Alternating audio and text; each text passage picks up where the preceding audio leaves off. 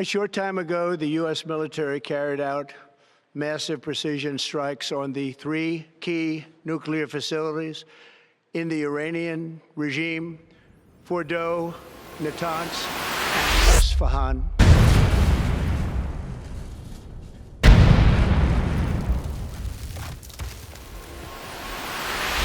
In June 2025, the world held its breath as the shadow war between the United States, Israel, and Iran finally exploded into the open.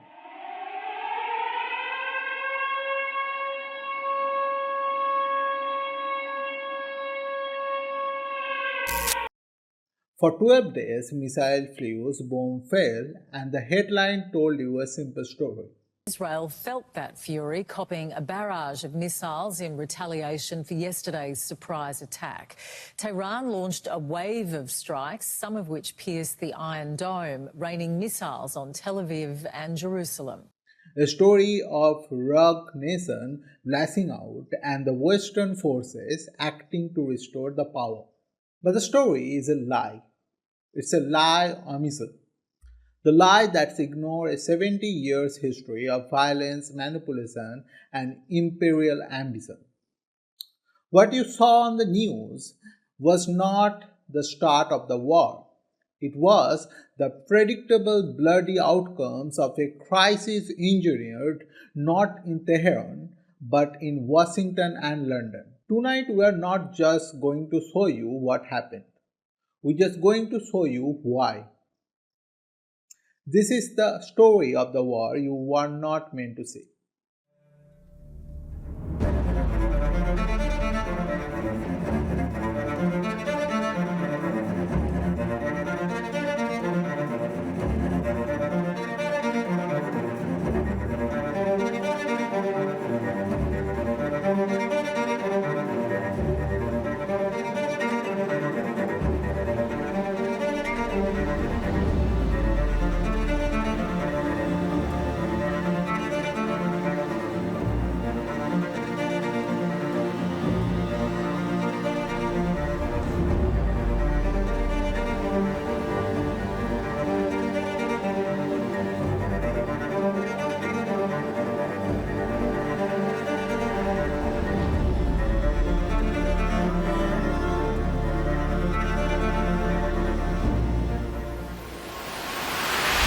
To understand this conflict, we have to start here, not in 1979 with the Islamic Revolution, but in 1953 when Iran was a democracy.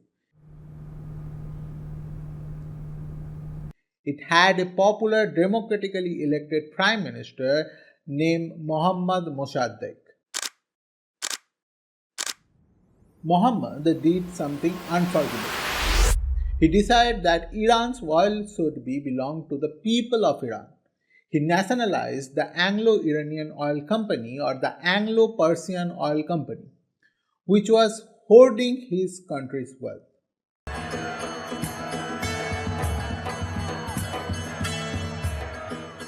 In 1951, Mohammad Mossadegh tried to end the British domination of Iran. Mossadegh nationalized Iranian oil, which had been monopolized by a single British company for more than 40 years. For him, this nationalization was essential to establish a free and independent Iran. He was a national hero, but the British Empire or the United States take him as a threat to the post-colonial order. So the CIA and MI6 launched a coup, Operation Ajax. They bribed politicians, spread fake news, and paid mobs to create chaos. They overthrew a democratic government and installed a dictatorship of young Shah, Mohammad Reza Pahlavi. For next 26 years, the Shah ruled as American loyal client. The US flooded his regime with weapons. In return, the Shah gave US corporation his country's oil. And his brutal secret police, Savak, created with help of CIA and Israeli Mossad, tortured and killed thousands of dissenters. This was not an alliance of values, it was an alliance of violence. The 1979 revolution was not a sudden explosion of fanaticism. It was an inevitable blowback. It was a popular uprising against decades of foreign domination and humiliation. By crushing secular democracy in 1953, the West created a vacuum, leaving the floor open, the only force seen as authentically resistant, the anti-America clergy. The US did not get an enemy in 1979, it actually created one. Before the revolution, Iran and Israel were quite partners. They were non-Arab powers united against their Arab neighbors. Israeli construction firms built projects in Tehran, and oil flowed freely to Israel. But in 1979, the relationship inverted. The new regime, committed to anti-imperialism, saw Israel as a colonial settler project, a forward base for American power.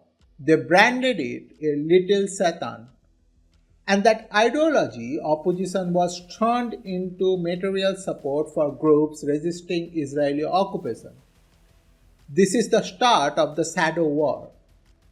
But let's be clear about what that means. For a state like Iran, facing an overwhelming military power like Israel and its American superpower, it was like an asymmetric warfare. It was the strategy of a weaker state trying to deter a much stronger one by creating a defensive ring of fire around the enemies. It was a strategy born of necessity.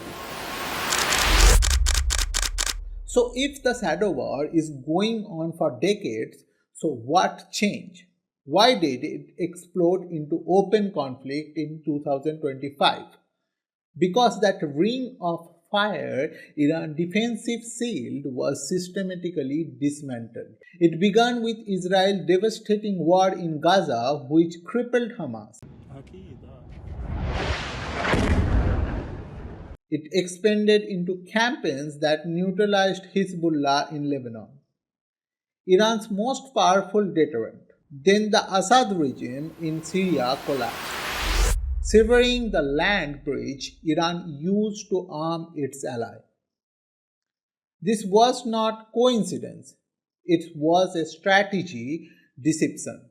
In simple words, Iran's forward defense were gone. And then actually came the real spark. Israel bombed the Iranian consulate in Damascus. An Israeli airstrike destroyed a building belonging to Iran's embassy in Damascus, according to Iranian state media. Iran's Revolutionary Guard said one of their senior commanders was among the dead. Israel's military didn't comment. This was a clear act of aggression, a flagrant violation of international law. The Western media framed Iran's missile response as unprovoked aggression, confidently ignoring the Israeli attack that made it inevitable. And this set the pattern for the war in June 2025. While every civilian death is a tragedy, to equate the impact of Iran's inaccurate missile with symmetric high-tech destruction delivered by the US and Israeli is a deliberate distortion. One is the violence of a global hegemony and its regional enforcer, and one is a desperate, brutal response of a state fighting for its survival. The decisive moment came with Operation Midnight Hammer.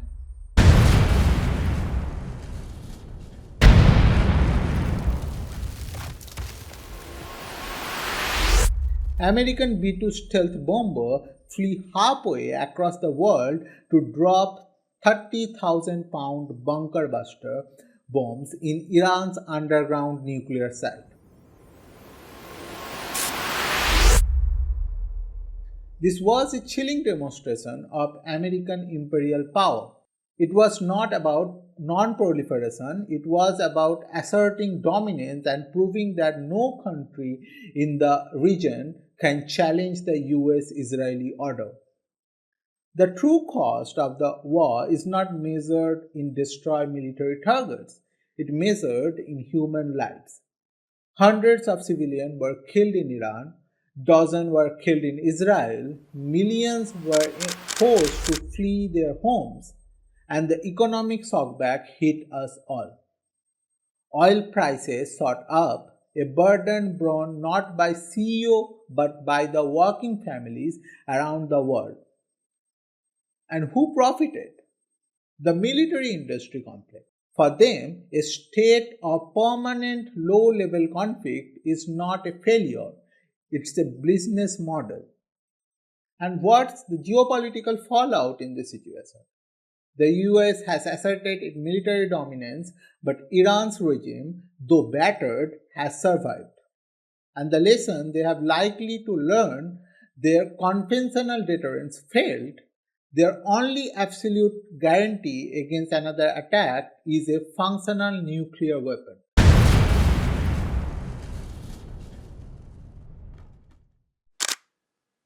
The actions of the US and Israel did not prevent a nuclear Iran, they may have just made it inevitable. The ceasefire is not peace, it's a pause, and the world is now a crossroads, facing two very different futures. One path is more of the same, a new, more dangerous shadow war, more sabotage, more assassination, and a secret desperate race for a bomb that could lead the regional apocalypse. But there is another path, a path of genuine peace. But it requires radical changes. It requires an end of the brutal US sanctions that collectively punish the Iranian people. It requires a serious diplomatic effort to create a nuclear weapon-free zone in the entire Middle East. And that includes dismantling the Israel undeclared illegal nuclear arsenal. It requires an end to the Israeli occupation and justice for all Palestinian people who have become the victim of the genocide of the Gaza. And it requires the withdrawal of US military forces, ending their role as an imperial police force. I think as a human, it could be against humanity not to support Free Palestine movement. And I also believe that Palestinian and the Jewish people can live in harmony in Palestine. But we have to understand those militant groups that uphold their identity higher than humanity will again create those breeding grounds for upcoming war. At the end, I want to say that this video does not provide an image where Iran regime is standing on moral grounds. It has its own problem with religious extremism. But it's actually a very different matter to talk about. We will save that matter for another video. But in this particular case, the story does not end here. The mainstream narrative will continue to ignore this history. It's up to us to remember it and demand a different future. What do you think? Let me know in the comment section. If this video opened your eyes, please share it. It's the only way stories like this get told. And for more reporting and challenges, the official narrative, make sure you subscribe and hit the bell icon. Thank you so much for your precious time and for watching this video.